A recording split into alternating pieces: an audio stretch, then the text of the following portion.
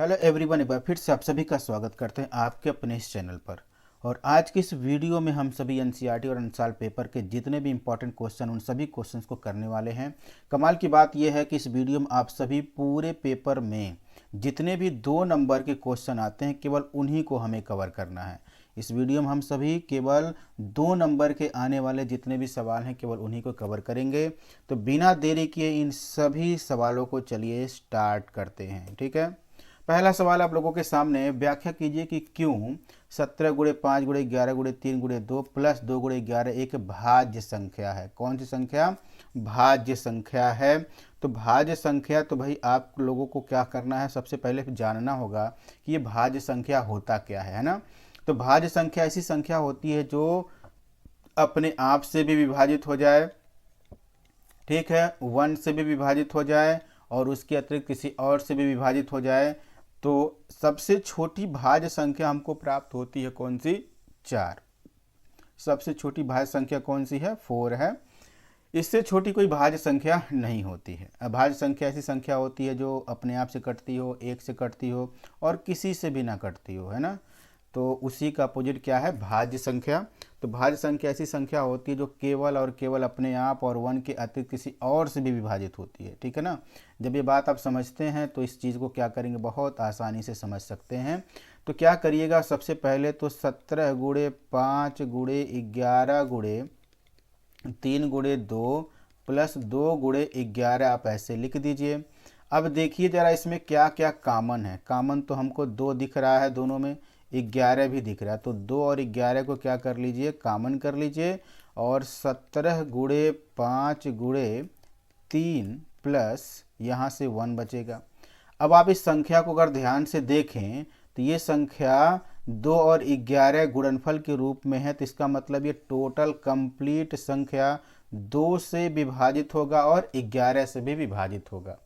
तो ये जो कुछ भी संख्या सॉल्व होने के बाद से बनेगी वह संख्या अपने आप से तो कटेगी, क्योंकि दुनिया का हर एक संख्या अपने आप से कटता है और 1 से भी कटता है। ठीक है, उसके अलावा किसी और से अगर वो कट रहा है तो वो कौन है? वो 2 से है और उसी के साथ साथ 11 भी है।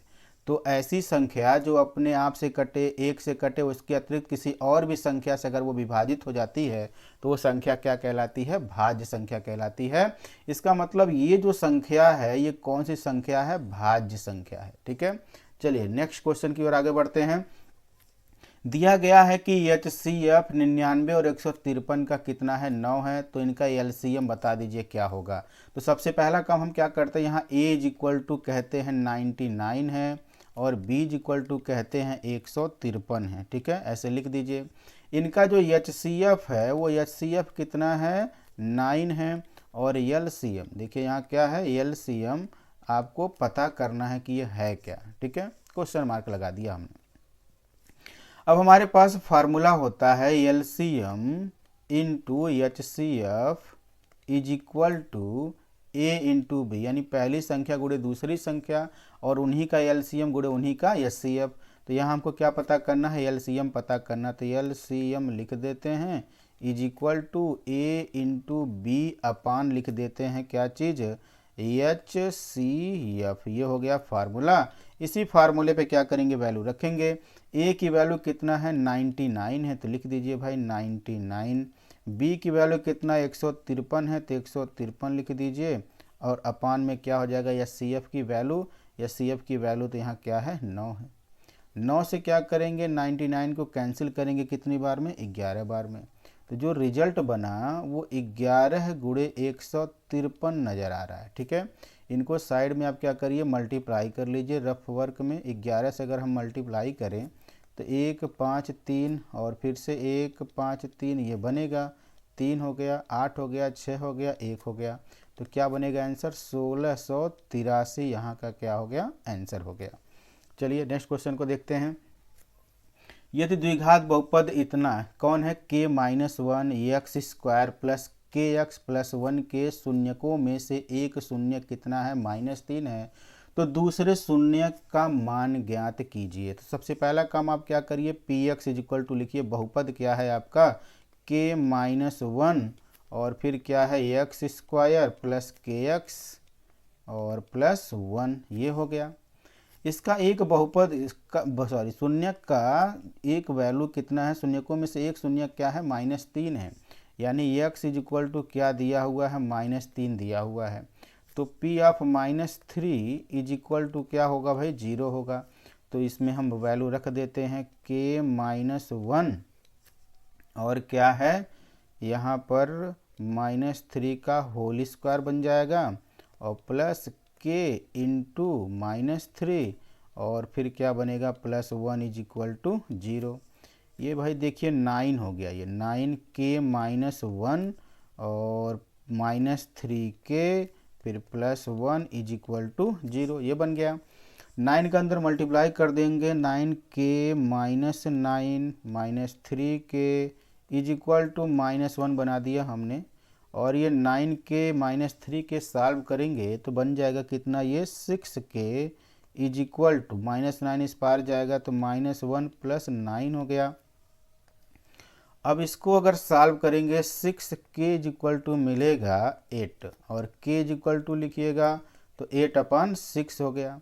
2 से 8 कट जाएगा, 4 बार में, ये 3 बार में कट जाएगा तो k की जो वैल्यू मिला वो 4/3 मिल गया। अब इस k की वैल्यू को हम क्या करेंगे, ये जो बहुपद है ना इसमें रख करके कंप्लीट बहुपद बना लेंगे, है ना। तो px इज इक्वल टू लिखा जाएगा अब 4/3 -1। एक काम करते, इस तरीके से नहीं, इसका मेथड चेंज करते हैं, ये नहीं तो लॉन्ग मेथड हो जाएगा, ठीक है। हम ये जानते हैं, क्या जानते हैं यहाँ से, alpha into beta is equal to होता है c/a जानते हैं, ठीक है।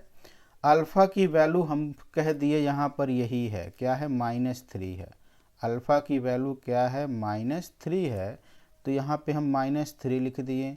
बीटा की वैल्यू हमें पता नहीं, लेकिन c की वैल्यू हमें पता। बहुपद में c की जगह क्या है, 1 है और a की जगह कितना है, k-1 है, ऐसे लिख दीजिए। -3 और ये बीटा हो गया इज इक्वल टू 1/k की जगह लिख दीजिएगा 4/3। ये बनेगा क्या, 4/3 -1। इसको ज़रा एलसीएम लेके आप सॉल्व करिएगा तो ये 3 यहाँ आएगा, 4 - 3 बनेगा और ये 3 ऊपर चला जाएगा तो 3/4 -3 लिख दीजिए। और ये -3 बीटा इज इक्वल टू 3/1। अब देखिए -3 को भी पक्षांतर करेंगे तो बीटा इज इक्वल टू 3/-3 आएगा, कैंसिल हो गया तो इज इक्वल टू -1। ये होगा आपका आंसर। तो इस तरीके का क्वेश्चन 2019 में देखिए आया था ये, जबकि ये बहुत ही डिफिकल्ट क्वेश्चन रहा होगा उस समय। नेक्स्ट है, निम्नलिखित रैखिक समीकरण को प्रतिस्थापन विधि से हल कीजिए। अब सवाल यहाँ ये नाम ले लिया कि प्रतिस्थापन विधि से इसको क्या करना है, हल करना है। तो सबसे पहले आप क्या करिएगा, S -t is equal to 3 लिखिएगा, पहला समीकरण नंबर 1 बना दीजिए। दूसरा क्या है, s/3 है, फिर प्लस t/2 है इज इक्वल टू 6 लिख दीजिए। ये हो गया आपका दोनों समीकरण, समीकरण नंबर 1 और ये समीकरण नंबर 2, ऐसे लिख दीजिए इसको। अब इनको क्या करना है, प्रतिस्थापन विधि से करना है। तो सबसे पहला काम ये होता है ना, दोनों समीकरणों में से किसी एक चर को, यहाँ चर कौन है, यस और टी है, दोनों चरों में से किसी एक चर की वैल्यू आप किसी भी समीकरण से निकाल लीजिए जिससे आपको आसान लगता हो। मुझे यहाँ आसान लगता है, यहाँ से यस इज इक्वल टू लिखना 3 + t, है ना। इसको हमने समीकरण नंबर 3 बना दिया। अब भाई पहले से निकाले हैं तो इसकी वैल्यू, ये जो यस की वैल्यू मिला है वो दूसरे में रख देंगे। तो लिखेंगे समीकरण सेकंड व थर्ड से, इसमें क्या करना है, ये जो यस है उस यस की जगह पे इस वैल्यू को टोटल क्या करेंगे, हम रख देंगे। तो चलिए रखते हैं, देखते हैं क्या क्या बनता है। यस की जगह हमने 3 + t लिख दिया और अपान में कितना है, 3 है, प्लस t/2 हो गया इज इक्वल टू 6 लिख दिया। अब एलसीएम लेंगे तो 2 जाएगा इसमें मल्टीप्लाई होने के लिए, 3 आएगा इसमें मल्टीप्लाई होने के लिए, तो मल्टीप्लाई करते हैं भाई, देख लेते हैं क्या क्या आता है यहाँ से सॉल्व हो करके। 2 का 3 में मल्टीप्लाई हुआ तो 6 प्लस t में मल्टीप्लाई होगा तो बनेगा 2t बनेगा, और फिर 3 का t में मल्टीप्लाई होगा तो बनेगा 3t, और टोटल अपान में ये देखिए 2 × 3 कितना बन गया, 6 इज इक्वल टू क्या है 6 है। अब ये 2t और 3t आपस में जुड़ जाएगा, 6 + 5t upon 6 is equal to 6 जा करके मल्टीप्लाई हो जाएगा तो बनेगा 6 + 5t इज इक्वल टू 36। 6 × 6 कितना 36 बन जाएगा। और फिर क्या यहाँ से लिख सकते हैं हम लोग 5t इज इक्वल टू, इस वाले 6 को हम RHS में ट्रांसफ़र कर देंगे तो बनेगा ये 5t इज इक्वल टू कितना 36 - 6 बन जाएगा। अब ये 5t इज इक्वल टू बन गया 30, तो t इज इक्वल टू लिखेंगे तो 30 बटे कितना बनेगा 5 से काट दीजिएगा कितना आ जाएगा 6 आ जाएगा। तो t की वैल्यू तो आ गया 6, एक आंसर तो ये हो गया। समीकरण नंबर 3 से देखिए यस की भी वैल्यू मिल जाएगा, लिखेंगे समीकरण 3 से लिख सकते हैं, क्या लिख सकते हैं भाई, S is equal to 3 + 6 is equal to कितना 9। ये आपका सेकेंड आंसर हो गया। इसी तरीके का जो सेकेंड क्वेश्चन है जरा उसको भी देख लेते हैं सॉल्व करके, ठीक है। सेकेंड क्वेश्चन क्या है, x + 2y is equal to 19, और ये लिखना पड़ेगा x + 2y is equal to कितना है 19। इसको इक्वेशन नंबर फर्स्ट बना लीजिए। और सेकंड है -x + 2y is equal to 1, ये सेकंड इक्वेशन बना लीजिए, ठीक है। 2021 में देखिए आया है। इसको भी प्रतिस्थापन विधि से हल करना है, तो कैसे हल किया जाए, हम लिखते हैं ना यहाँ से फिर से x is equal to 19 - 2y, ऐसे लिख दीजिए। समीकरण नंबर ये क्या हो गया थर्ड हो गया। फिर लिख देखिए ये पहले से निकाले हैं तो इस 3 को कहाँ रखेंगे, दूसरे में ले आके रख देंगे, जबकि यहाँ पे है ये वैल्यू। लिखेंगे समीकरण 2 व 3 से क्या क्या बना सकते हैं। यहाँ से देखिएगा ये जो x है माइनस का है, ये सब कुछ क्या हो जाएगा, साइन इनका चेंज हो जाएगा। तो डायरेक्ट अगर हम लिखें तो -19 + 2y इज इक्वल टू क्या 1। यहाँ RHS में क्या है 1 है।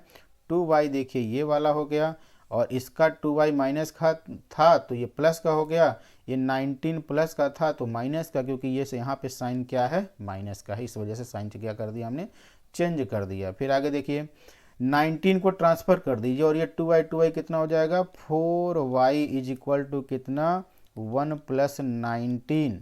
4y इज इक्वल टू लिख दीजिएगा 20, और y इज इक्वल टू 4 5 जा कितना होता है 20 होता है, तो y की वैल्यू कितना हो जाएगा 5, एक आंसर हो गया। अब ये y की वैल्यू समीकरण नंबर थर्ड में रख दीजिए। लिखिए समीकरण थर्ड से, समीकरण थर्ड में हमें मिल जाएगा क्या चीज़, x इज इक्वल टू कितना है 19 - 2 इंटू वाई की वैल्यू कितना है 5 है, तो 19 - 10 हो जाएगा, 5 2 = 10 कितना बनेगा 9। तो x इज इक्वल टू क्या आया 9 आया, ये आंसर ये हो गया, ठीक है। बढ़ते हैं नेक्स्ट क्वेश्चन की ओर। निम्नलिखित समीकरण को विलोपन विधि से हल कीजिए। इस बार नाम आ गया है क्या चीज़, विलोपन विधि। इनको किस विधि से करना है, विलोपन विधि से करना है। तो सबसे पहला काम इन समीकरणों को लिखते हैं, x/2 हो गया प्लस 2y/3 हो गया प्लस 1 इज इक्वल टू 0 हो गया, और ये हो गया x - y/3 is equal to 3। ये इक्वेशन नंबर फर्स्ट और ये इक्वेशन नंबर सेकंड। विलोपन विधि से करने का मतलब ये होता है कि इन दोनों चर में से x और y में से कोई भी एक चर को क्या करना है, विलोपित करना है, गायब करना है। तो कैसे गायब हो जाएगा, ये देखिए 2y है और ये क्या है y है, तो अगर इसमें हम 2 से मल्टीप्लाई कर दें बोथ साइड तो ये बन जाएगा इसी की तरह का, और आसानी से जोड़ने से कट जाएगा। तो अब यही काम करेंगे, लिखेंगे समीकरण फर्स्ट प्लस 2 इंटू क्या चीज़ 2, है ना। पहले इसको लिखा जाए x/2 plus 2y/3 plus 1 is equal to 0, ये बन गया। और इसमें हमने 2 से मल्टीप्लाई कर दिया तो कितना हो जाएगा, ये 2x हो जाएगा, और ये माइनस, तो माइनस लिख दिया हमने। 2 से मल्टीप्लाई करना है तो 2y/3 हो गया, और यहाँ तो कुछ है नहीं तो इज इक्वल टू क्या लिखेंगे 3 नहीं 6 बनेगा, 6, क्योंकि इसमें 2 से मल्टीप्लाई करना था। 2y/3 इज इक्वल टू 6 हो गया। अब क्या करिएगा, प्लस का माइनस का ये तो हो गया कैंसिल, ये दोनों वैल्यू जुड़ जाएगा। ठीक है, तो जो बनता है उनको लिखते हैं x/2 + 2x और ये +1 इज इक्वल टू कितना 6। तो यहाँ लिखिएगा, ये देखिए 2 और 2 मल्टीप्लाई हो जाएगा तो x + 4x/2, इस 1 को ना ट्रांसफ़र कर दीजिए RHS में, तो इज इक्वल टू 6 - 1 बन जाएगा 5x/2 इज इक्वल टू 5 हो गया। और जब x इज इक्वल टू लिखिएगा तो क्या बनेगा, x इज इक्वल टू बनेगा 5 × 2 अपान क्या चीज़ 5। भाई ये मल्टीप्लाई में है 5, तो जाके भाग करेगा, इसको आप काट दीजिए तो इज इक्वल टू कितना आ गया 2 आ गया। अब इस x की वैल्यू को समीकरण नंबर किस में रख सकते हैं, सेकंड में रख सकते हैं, इसी में रख दीजिए, तब जा कर के आपको और भी वैल्यू मिल जाएगा। चलिए इसी में रखते, लिखते हैं समीकरण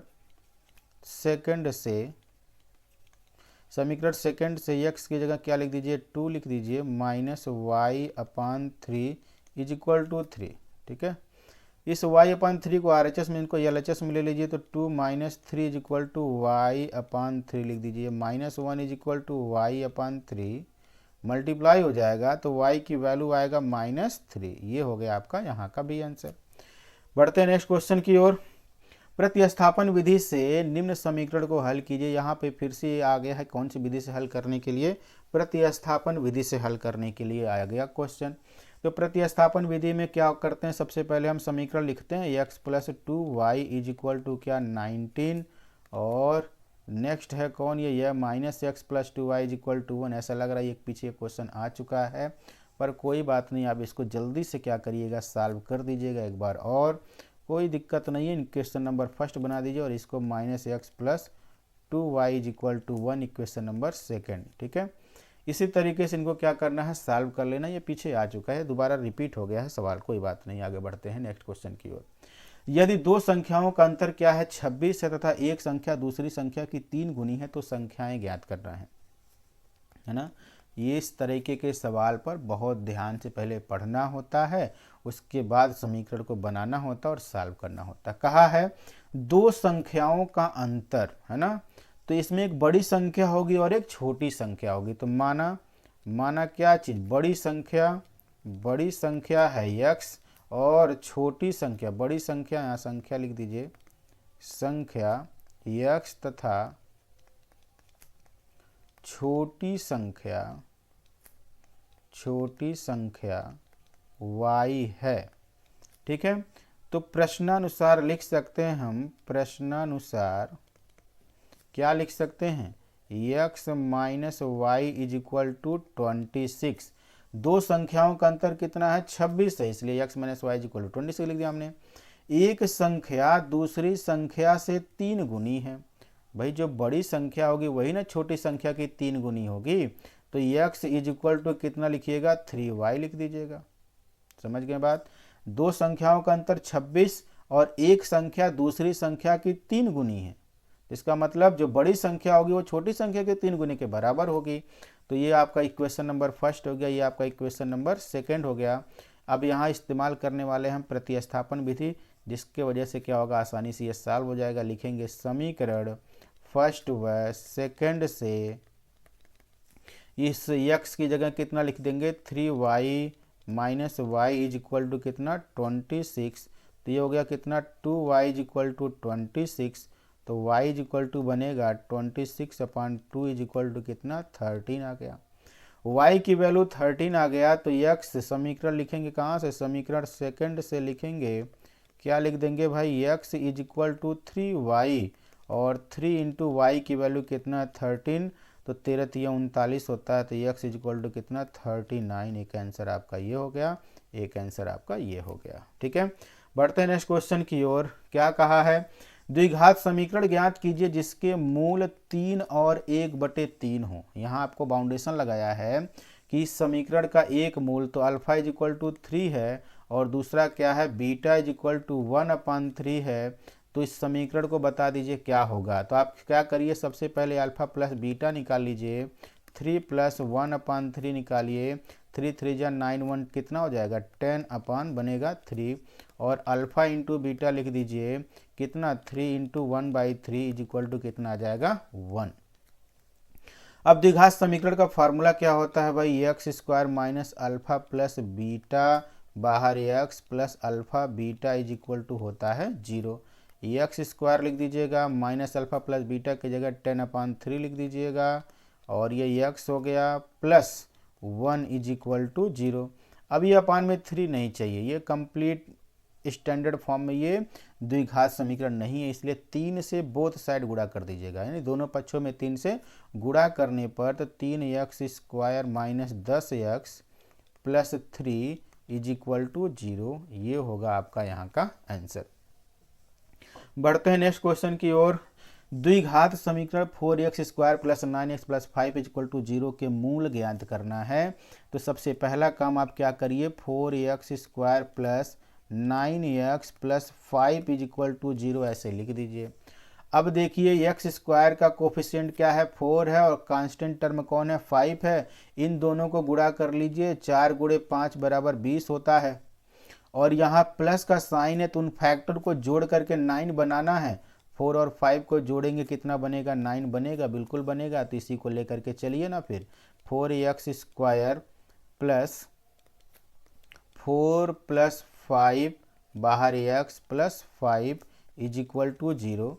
4x square plus 4x plus 5x plus 5 is equal to 0। यहाँ देखिएगा 4x कॉमन हो रहा है दोनों में, है ना, 4x कॉमन हो गया, एक x बचेगा और यहाँ का 1 बचेगा। यहाँ से 5 कॉमन हो गया तो x प्लस 1 बचेगा इज इक्वल टू 0।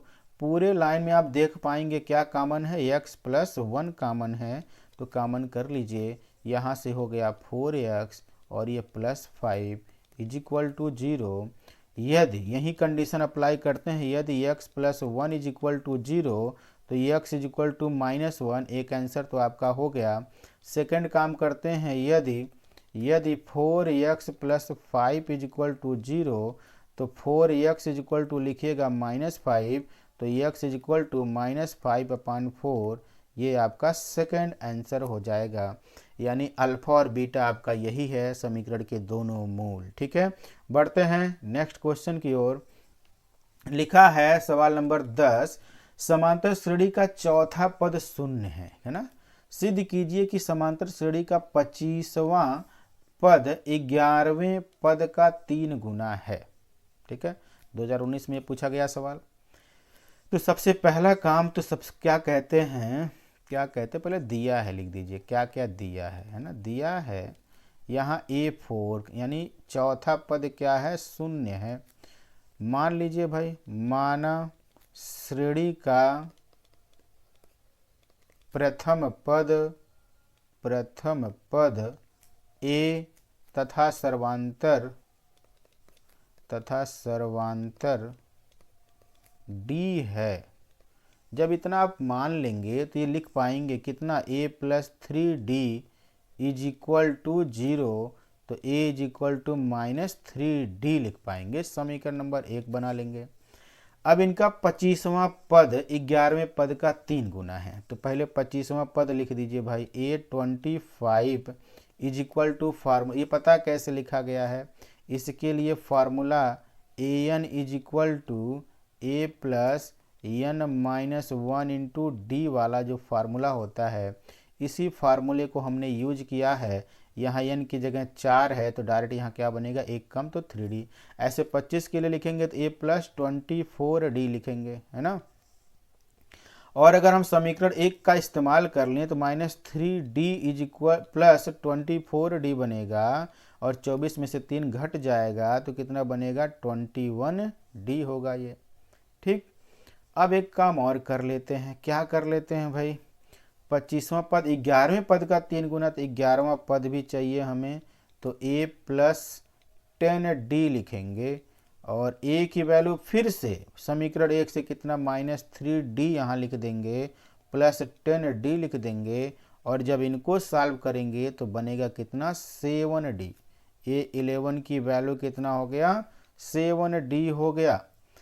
अब जरा इनको कंपेयर करिए। अब देखिए भाई, हम ये जानते हैं, क्या जानते हैं यहाँ से, 825 इज इक्वल टू 21D। इसको लिखिएगा 3 इंटू 7D। अब जरा देखिए कहीं 7D आया है भाई, आया तो है। A11 के इक्वल, तो 3 इंटू क्या लिखिएगा, A11, और यहाँ क्या है 25। तो 25वां पद 11वें पद का 3 गुना तो हो गया, यानी जो रिजल्ट हमको चाहिए था वो भी मिल गया, प्रूव्ड हो गया। बढ़ते हैं नेक्स्ट क्वेश्चन की ओर। सवाल नंबर 11 है, x के किस मान के लिए 2x, कौन कौन भाई, 2x, और कौन है इसी क्रम में x प्लस 8 है, और कौन है 3x प्लस 1 है, समांतर श्रेणी में होंगे।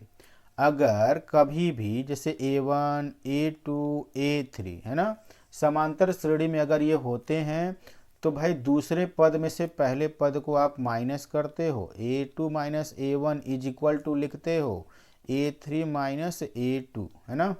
दूसरे पद में से पहले पद को माइनस कर दीजिए, तीसरे पद में से दूसरे पद को माइनस कर देंगे, और ये चीज़ें क्या होती हैं, आपस में बराबर होती हैं। क्यों?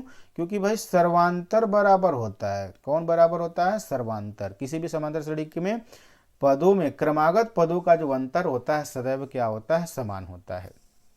ये x का मान पूछा है, ये हमारे लिए कौन है, A1 है, ये हमारे लिए A2 है, और ये हमारे लिए A3 है। तो अब क्या करेंगे, बराबर करेंगे, x प्लस 8 माइनस 2x लिखेंगे is equal to 3x plus 1 minus x plus 8 लिख दीजिए भाई। और ये देखिए x और 2x सॉल्व हो गया, माइनस x प्लस 8 हो गया यहाँ का, is equal to 3x plus 1 minus x minus 8। अब देखिए ये माइनस एक्स बोथ साइड है, काट दीजिए, या 8 इज इक्वल टू बनेगा कितना, 3x प्लस 1 माइनस 8, ये हो गया। अब चाहिए तो इनको सॉल्व कर लीजिए, 8 बराबर कितना, 3x माइनस का 7 हो गया, और 3x इज इक्वल टू लिखिएगा 8 प्लस 7, तो फिर से value 3x is equal to लिखिएगा कितना, 8 7 15 हो जाएगा, और x इज इक्वल टू लिखिएगा तो 15/3 बनेगा। 3 से 15 को काटेंगे 5 बार में, तो x इज इक्वल टू 5 यहाँ का क्या हो गया आंसर। अगर इसको वेरीफाई करना चाहते हैं तो यहाँ पे आप क्या करिए, इन सब वैल्यू को रख दीजिए। जैसे देखिए वेरीफाई करके हम दिखा दें, 2 गुणे 5 कितना हो जाएगा, 10 हो जाएगा, और देखिए 5 और 8 कितना हो जाएगा, 8 5 13 हो जाएगा। फिर यहाँ पे 5 3 15, 15 1 16 हो जाएगा। देखिए सर्वांतर 3 का, सर्वांतर कितने का, 3 का, बराबर आ रहा है ना। इसका मतलब अपना सवाल सही है। अच्छा सवाल फिर से मिल गया। ABC त्रिभुज ABC है, ये त्रिभुज ABC त्रिभुज DEF दो समरूप त्रिभुज हैं तथा कोण A 57 डिग्री, कोण E 75 डिग्री है, तो कोण C का मान क्या होगा। सबसे पहला काम, इस तरीके के सवाल जब भी हों तो उसके लिए क्या करिए, आप एक डायग्राम बना लीजिए। ये हो गया A, ये हो गया B, और ये हो गया C। फिर से एक और त्रिभुज बना लीजिए जिनका नाम रखिएगा क्या है, ये D है, E है, और ये F है। कोण A कितना है यहाँ पर, 57 डिग्री है, ठीक है। कोण E दिया है 75, E तो यहाँ है 75, ये हो गया। अब ये देखना है कि A के संगत कौन है। त्रिभुज ABC में A के संगत है D, A के संगत है D, तो यहाँ 57, तो ये भी क्या बनेगा, 57 डिग्री बनेगा, ठीक है। यही है पहचानना कौन किसके संगत है। A के संगत D है, और बता दें E के संगत कौन है, E के संगत B है, तो चाहिए तो आप यहाँ से दिखा सकते हैं, क्या दिखा सकते हैं, 75, ठीक है। अगर E के संगत B है तो क्या हो गया, 75 हो गया। अब आपसे क्या पूछा है, कौन सा कोण पूछा है, कोण C पूछा है। तो त्रिभुज के अंतः कोणों का योग कितना होता है भाई, 180 अंश होता है। लिखेंगे चूंकि त्रिभुज के अंतः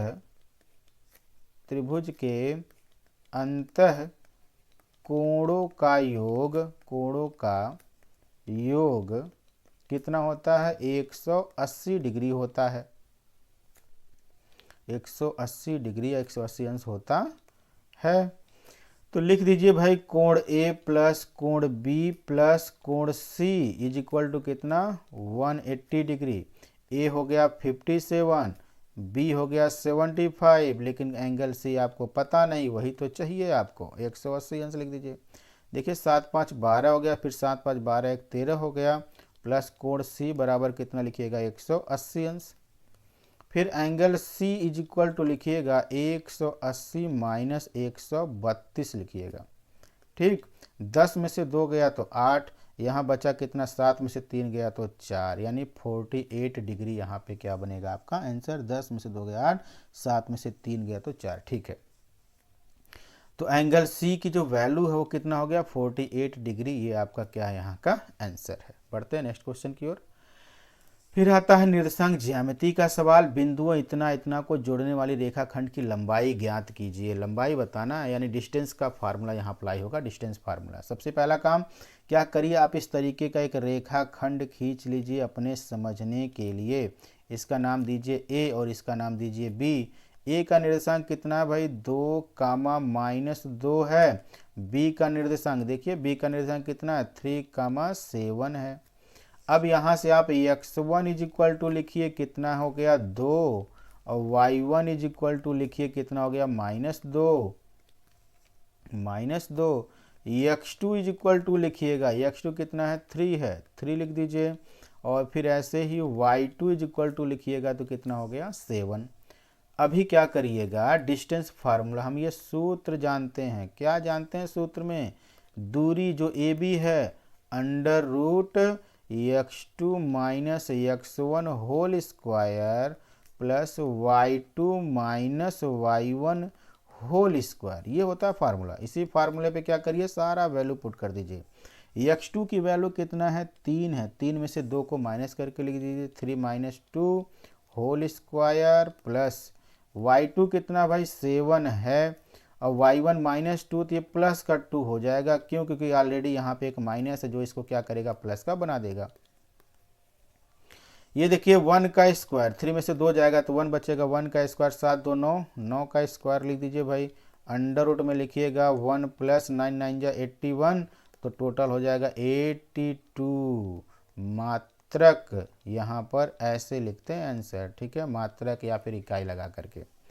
बढ़ते हैं नेक्स्ट क्वेश्चन की ओर। बिंदु इतना इतना के बीच की दूरी, फिर से एकदम वैसे ही सवाल है। क्या करिए, इस तरीके से एक लंबाई रेखाखंड बना लीजिए, ए और बी नाम दे दीजिए।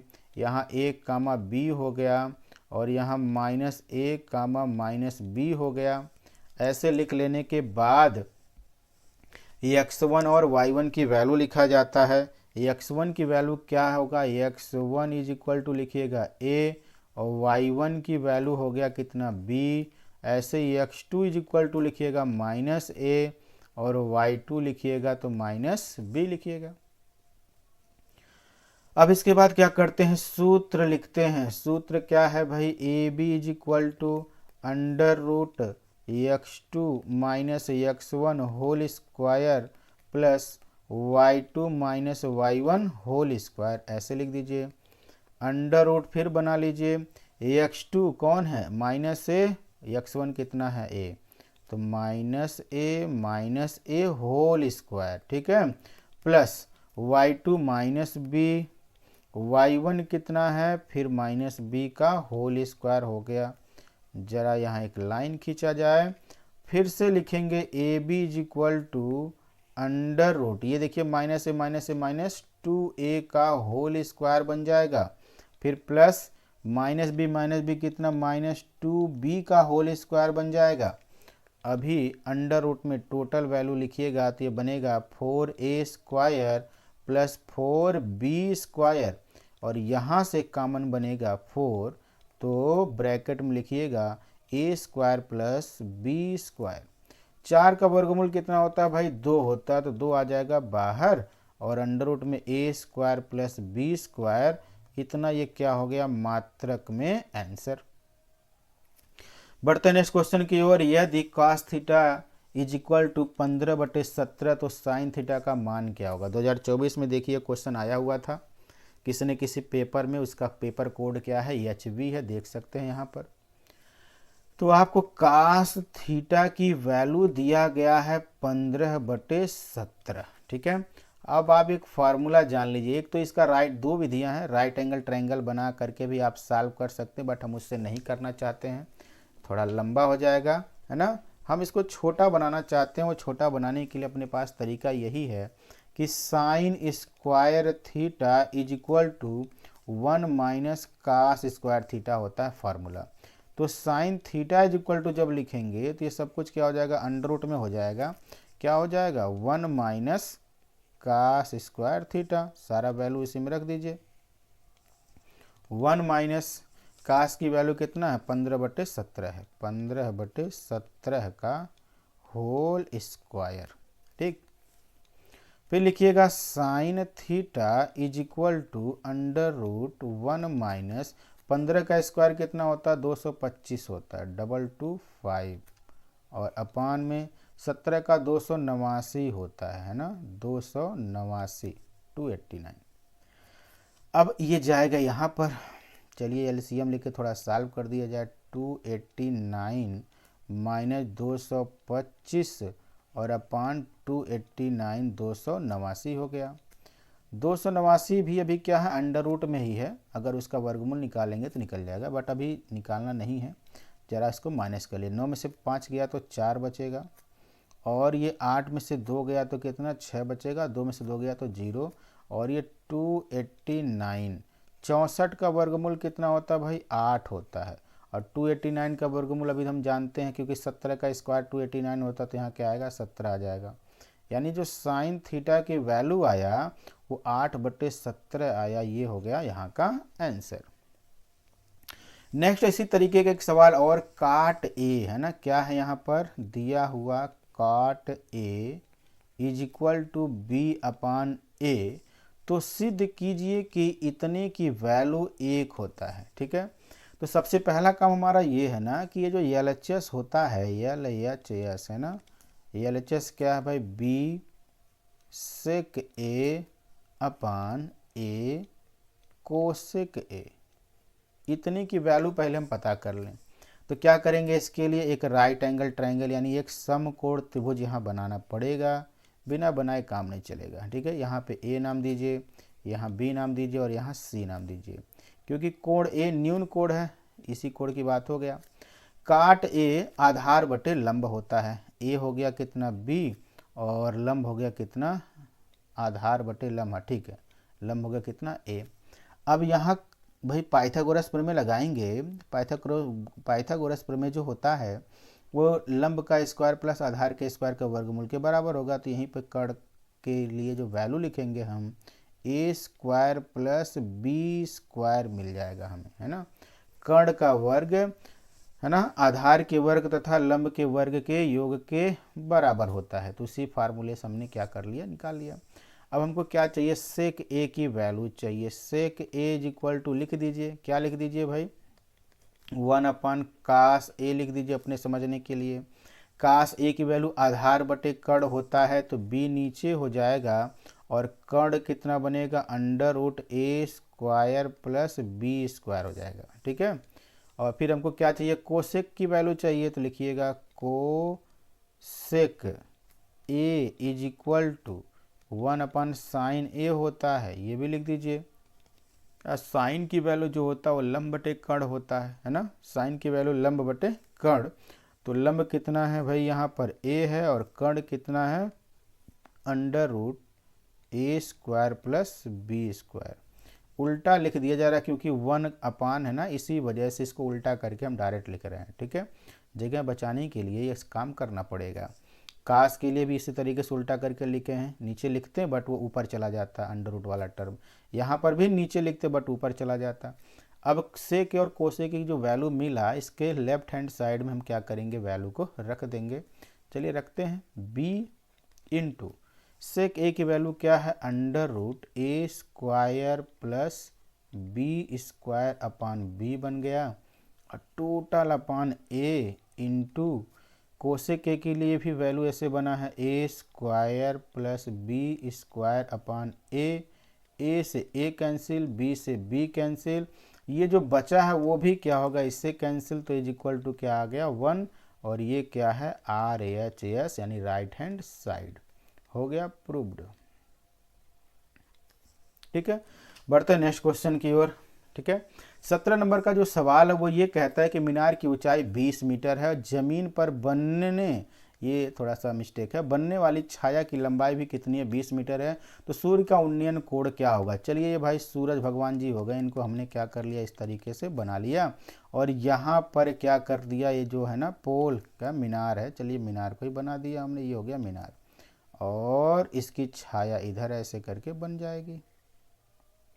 भाई सन इधर है तो छाया यही ना होगा, छाया हो गया ये कितना है 20 मीटर, ये भी कितना है 20 मीटर, इसका नाम दे दीजिए ABC, है ना, कोण C पर हमने कह दिया ये क्या है थीटा है।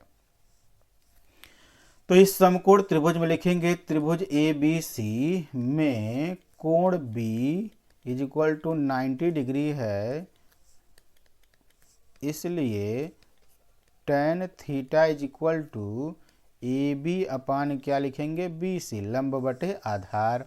AB की वैल्यू 20, BC की value 20, 20 cancel, tan theta is equal to कितना हो गया 1, और ये 1 कब होता है, tan 45 अंश का जब मान होता है तभी 1 होता है, तो थीटा इज इक्वल टू कितना हो जाएगा 45 अंश, यानी सूर्य का जो उन्नयन कोण होगा यहाँ से उन्नयन कोण वो कितना बनेगा 45 डिग्री का बनेगा, यही इसका क्या है आंसर है। 2019 में 2022 में आया हुआ सवाल है।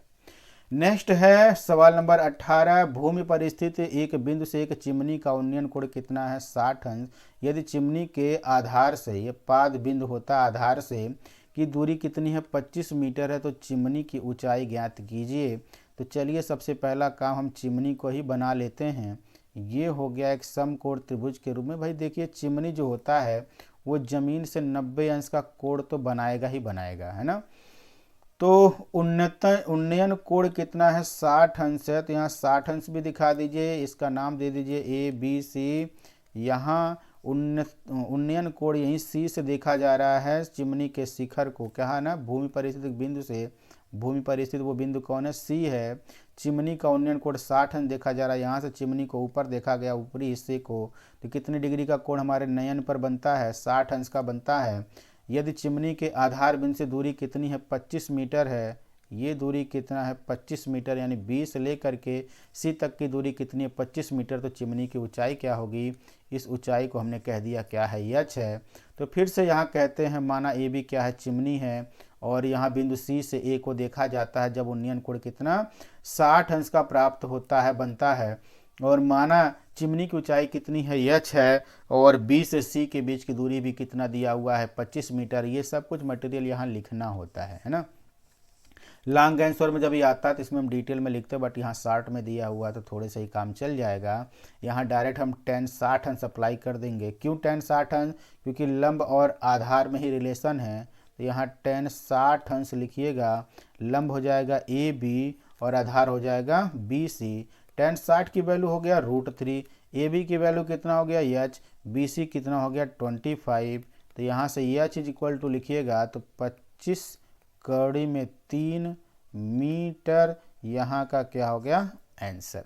पढ़ते हैं नेक्स्ट क्वेश्चन की ओर। क्वेश्चन नंबर 19 क्या कहता है, एक बेलन के आधार की त्रिज्या कितनी है 4 सेमी है। चलिए एक बेलन बना लेते हैं, बिना बनाए काम ही नहीं चल पाएगा। बेलन हो गया ये, तो इस बेलन की त्रिज्या कितनी है R इज इक्वल टू, सबसे पहला काम दिया है लिखते हैं, दिया है R, त्रिज्या कितनी 4 सेंटीमीटर है, ऊंचाई ये भाई देखिए यहाँ से इसकी त्रिज्या R हो गया, ये इसकी ऊंचाई H इज इक्वल टू कितना 14 सेमी हो गया। हमसे पूछा इस बेलन का वक्र पृष्ठ क्या होगा, वक्र पृष्ठ क्या होगा, तो वक्र पृष्ठ लिखिएगा यहाँ पर, वक्र पृष्ठ capital A is equal to 2 pi r h plus, sorry 2 pi r h ही होगा इसका वक्र पृष्ठ, 2 pi r h plus r, तो सब टोटल सरफेस एरिया हो जाता है। तो ए इक्वल टू लिखिएगा 2 पाई की जगह 22/7 लिखिएगा। आर की वैल्यू कितना हो गया 4 हो गया, और एच की वैल्यू कितना हो गया 14 हो गया। 7 से 14 को काट दीजिएगा 2 बार में, ये देखिए 44 तो बनेगा ही बनेगा ये, और 4 गुणे 2 कितना होता है 8। फिर से इनको गुणा करिएगा, 8 चौक 32 हो गया, 8 चौक 32, 3 कितना हो जाएगा 35। हाँ, 8 चौक 32, 3 35। तो उत्तर जो बना 352 सेंटीमीटर स्क्वायर। फिर से एक बार चेक कर लीजिए, 2 गुणे 2 कितना, ये 4 4 ये बन गया, और 4 गुणे 2 कितना हो गया 8 हो गया, 8 चौक 32, 3 कैरी, 8 चौक 32, 3 कितना बन जाएगा 35, यानी 352 सेंटीमीटर स्क्वायर यहाँ का वक्र पृष्ठ हो गया। अगर संपूर्ण पृष्ठ पूछा होता तो क्या लिखते हैं 2 पाई आर और एच प्लस आर यहाँ का टोटल सरफेस एरिया बनता है। इस फार्मूले पर रख करके इसको सॉल्व करते हैं। बढ़ते हैं नेक्स्ट सवाल की ओर। फिर से सवाल नंबर 20 आता है इसी तरीके का। एक लंबवृत्तीय शंकु के आधार की त्रिज्या यहाँ पे क्या बन गया, इस बार शंकु आ गया है, क्या आ गया शंकु, ये लीजिए शंकु बना दिया हमने। इस शंकु की त्रिज्या की बात अगर हम करें तो r इज इक्वल टू कितना 3.5 यहाँ लिखिएगा, दिया है क्या दिया है, r इज इक्वल टू 3.5, इसको लिख दीजिएगा 35/10, ऊपर नीचे 10 से हमने गुणा कर दिया है ना, 35/10 हो गया। ऊंचाई h दिया है कितना 12 सेंटीमीटर, ये इसकी ऊंचाई हुआ करता है h कितना हो गया 12 सेंटीमीटर, 12 सेंटीमीटर। शंकु का आयतन ज्ञात कीजिए। शंकु का आयतन v is equal to formula होता है 1/3 पाई आर स्क्वायर एच, इसी में सारा वैल्यू रखिएगा। 1/3 पाई की जगह 22/7 लीजिएगा, आर की जगह 35/10 गुणे, फिर से लिखिएगा 35/10 गुणे एच की वैल्यू कितना है 12 है। तो 3 से यहाँ कोई कटने वाला है भाई नहीं है, कोई बात नहीं, 12 तो कट ही रहा है। 3 से 12 को निपटा दीजिए 4 बार में, 7 से 35 को 5 बार में निपटा दीजिए है ना, और 5 से 10 को भी 5 दूना 10 हो गया, 2 से 4 को 2 बार में काट दीजिए, और कौन है 2 से 10 कट गया 5 बार में। अब देखिए कौन बच गया, ये हो गया 22 बच गया, इधर गुणे 35 बच गया, और कोई बचा है 22 35, और नीचे से तो कोई नहीं बचा है। इन्हीं को क्या करना है आपको गुणा करना है। ठीक, चलिए गुणा कर लेते हैं। 22 गुणे क्या चीज़ 35 है, 2 पच्चे 10 हो गया, 1 कैरी, 2 3 6, 6 1 7, 35 दूना 70, फिर 35 दूना 70, ये हो गया 0 7 770 है ना, 770 सेंटीमीटर क्यूब यहाँ का क्या बनेगा आंसर बनेगा। ठीक है, बढ़ते हैं नेक्स्ट क्वेश्चन की ओर। नेक्स्ट सवाल क्या कहता है, एक लंबवृत्तीय बेलन की त्रिज्या कितनी है 7 सेंटीमीटर तथा ऊंचाई कितना है 8 सेंटीमीटर। इस बेलन का वक्र पृष्ठ ज्ञात कीजिए, 2022 में पूछ लिया गया। फिर से अपने पास क्या आ गया, एक बेलन है, इस बेलन की त्रिज्या हमें दी गई है। त्रिज्या यहाँ से लेकर के यहाँ तक की या फिर यहाँ से लेकर यहाँ तक की दूरी होती है, ये इसकी ऊंचाई और ये इसका क्या हो गया r। तो r इज इक्वल टू 7 सेमी और h इज इक्वल टू कितना है 8 सेमी। इन दोनों को आपको क्या करना है, ऐसे वैल्यू लिख देना है। वक्र पृष्ठ a is equal to formula होता है 2 पाई आर एच, इसी में वैल्यू रखिएगा 2 इंटू 22/7 ले लीजिएगा। और r की वैल्यू कितना है अपने पास, r की वैल्यू 7 है, और h की वैल्यू कितना है, h की वैल्यू यहाँ 8 है ना, इससे ये तो कैंसिल हो गया, कितनी अच्छी बात है। और ये 4 गुणे मतलब 44 हो गया, 22 गुणे 2 कितना 44 गुणे कितना बन गया 8, 8 चौक 32 हो गया, 8 चौक 32 3 35 हो गया, यानी 352 सेंटीमीटर स्क्वायर यहाँ का आपका आंसर हो गया। बढ़ते नेक्स्ट सवाल की ओर। फिर आ गया समांतर माध्य का सवाल। 10 व्यक्तियों के भार का समांतर माध्य कितना है 45.65 kg। तो उनके भारों का योगफल क्या होगा। देखिए एक सवाल होता है या कह सकते हैं, इसको फार्मूला कहेंगे, समांतर माध्य इज इक्वल टू पदों का योग और अपान क्या, पदों की संख्या, ये हो गया फार्मूला, पदों का योग बटे पदों की संख्या। समांतर माध्य की जगह आप लिख दीजिएगा कितना 45.65, योग बस अब लिखेंगे हम, पदों का योग ना, योग बस लिख दिए, बटे संख्या कितनी है 10 व्यक्तियों की बात हुई है, तो संख्या कितना हो गया 10। तो योग बराबर जब लिखिएगा तो 10 जाएगा गुणा होने के लिए, 45.65 गुणे 10, और उसको जब गुणा करिएगा तो 10.1 अंक यहाँ खिसक के जाता है 456.5 kg हो जाएगा। उनके भारों का योगफल इतना kg बनेगा आंसर। ठीक है, बढ़ते हैं नेक्स्ट सवाल की ओर। यहाँ पर दो खिलाड़ियों की बात हो रही है, ये प्रायिकता का सवाल है। दो खिलाड़ी संगीता और रेशमा टेनिस का एक मैच खेलती हैं। संगीता द्वारा मैच जीतने की प्रायिकता 0.62 है, यानी संगीता के दो, यहाँ हिंदी में लिखिएगा, संगीता के द्वारा मैच को जीतने की प्रायिकता बराबर कितना है, 0.62 है। तो पूछा है रेशमा के जीतने की प्रायिकता क्या होगी, तो रेशमा के जीतने की प्रायिकता बराबर 1 माइनस संगीता के, है ना, संगीता के जीतने की प्रायिकता वो कितना है भाई, वो है 0.62। ये फार्मूला है ना, एक में से क्या करिएगा, उसको माइनस करिएगा तो रेशमा का मिल जाएगा। तो बस जब वो हारेगी, बस जब संगीता हारेगी तो रेशमा क्या होगी, जीतेगी। तो रेशमा के जीतने की जो प्रायिकता होगी वो संगीता के हारने की प्रायिकता के बराबर होगी। बस यही सिंपल सी बात है इसमें, इसलिए ऐसा किया जा रहा है। 1 माइनस 0.62 को हमने क्या लिख दिया, 1.00 माइनस 0.62। देखिए 10 में से 2 गया तो 8 लिखिएगा, यहाँ 9 में से 6 गया तो 3 लिखिएगा, और यहाँ तो भाई 10 हो गया, यानी रेशमा के जीतने की जो प्रायिकता होगी वो 0.38 होगी, है ना। बढ़ते हैं नेक्स्ट सवाल की ओर। एक साधारण पासे को एक बार फेंककर 3 से बड़ी संख्या प्राप्त करने की प्रायिकता ज्ञात कीजिए। तो पहले आपको पता होना चाहिए पासे पर 1, 2, 3, 4, 5 और ये 6, इतने डिजिट तो बने रहते हैं पासे पर। 3 से बड़ी तो यही ना हुए, 4, 5, 6, ये कुल कितने हैं, 3 बार हैं। तो 3 से बड़ी संख्या के प्राप्त करने का जो संभावना है वो कितना है, 3 है, और कुल संभावना कितना है, 6 है। तो भाई जो प्रायिकता का ना, प्रायिकता ज्ञात कीजिए, तो सीधे प्रायिकता बराबर 3/6, 3 दूना 6 होता है, ये तो 1/2 क्या आएगा, आंसर यहाँ का बनेगा। आसान सा सवाल। नेक्स्ट है 25 नंबर का सवाल। प्रायिकता ज्ञात कीजिए यदि इतना से चुनी गई एक संख्या 7 का गुणज है। तो 1 से लेकर के 1, 2, 3, 4, है ना, ऐसे कहाँ तक 35 कुल संख्या है, उसमें से 7 का गुणज लेना है। तो 7, 14, 21, 7 दूना 14, 7 21, 7 चौका 28, 7 पचे 35। ये कुल कितनी संख्या है, 5 है। ये कुल कितनी संख्या है, 35 है। तो प्रायिकता जो वो पूछा है वो ये बनेगा, प्रायिकता इज इक्वल टू, भाई 7 के कुल कितने गुणज बन रहे हैं 35 तक, तो ये बन गया कितना, 5। अब कुल संभावना कितना है, 35, यही 5/35 इसका आंसर आएगा, लेकिन 5 सते 35, तो आंसर होगा 1/7। ये रहे आपके टोटल 25 सवाल जो 2 नंबर के पेपर में, अंशाल पेपर में बने हुए हैं। उम्मीद करते हैं सारा का सारा क्वेश्चन आपको बेहतर लगा होगा, और बोर्ड परीक्षा के लिए बेस्ट ऑफ लक। इसको बढ़िया से पढ़िए, अच्छे से तैयार करिए, ताकि आपका परीक्षा में नंबर बेहतर आए। तब तक के लिए